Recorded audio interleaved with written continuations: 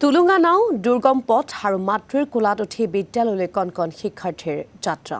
তুলুঙা নাওকে সাৰথি কৰি মৰণক শৰণ দি দৈনিক পাৰাপাৰ শিশুৰ জুনাইৰ শতিকা গৰকা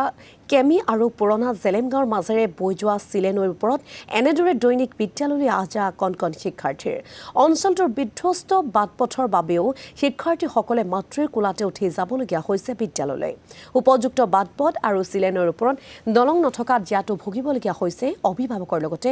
বহু শিক্ষাৰ্থীয়ে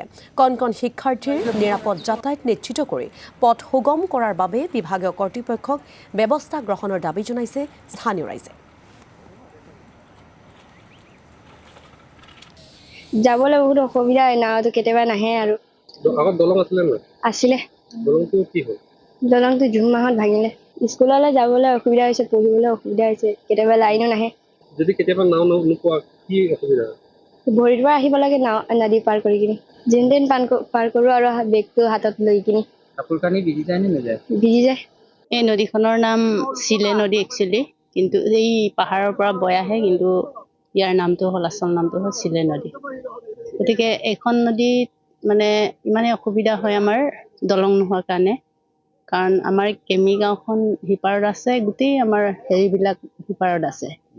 যেনেদৰে আমাৰ স্কুলবিলাক ইয়াত সিপাৰত আছে সেইকাৰণে ল'ৰা ছোৱালী অহা যোৱা কৰোঁতে বহুত অসুবিধা হয় ময়ো এগৰাকী শিক্ষয়িত্ৰী হওঁ মই সেইফালে কৰোঁ পুৰণা জেলেম প্ৰাথমিক বিদ্যালয়ত তালৈ যাওঁতে বহুত অসুবিধা হয়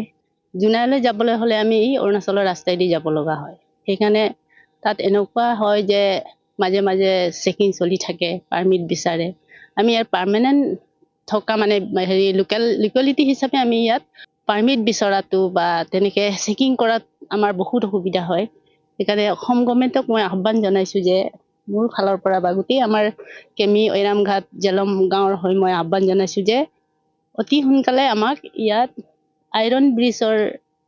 সলনি স্থায়ী পকী দলং এখন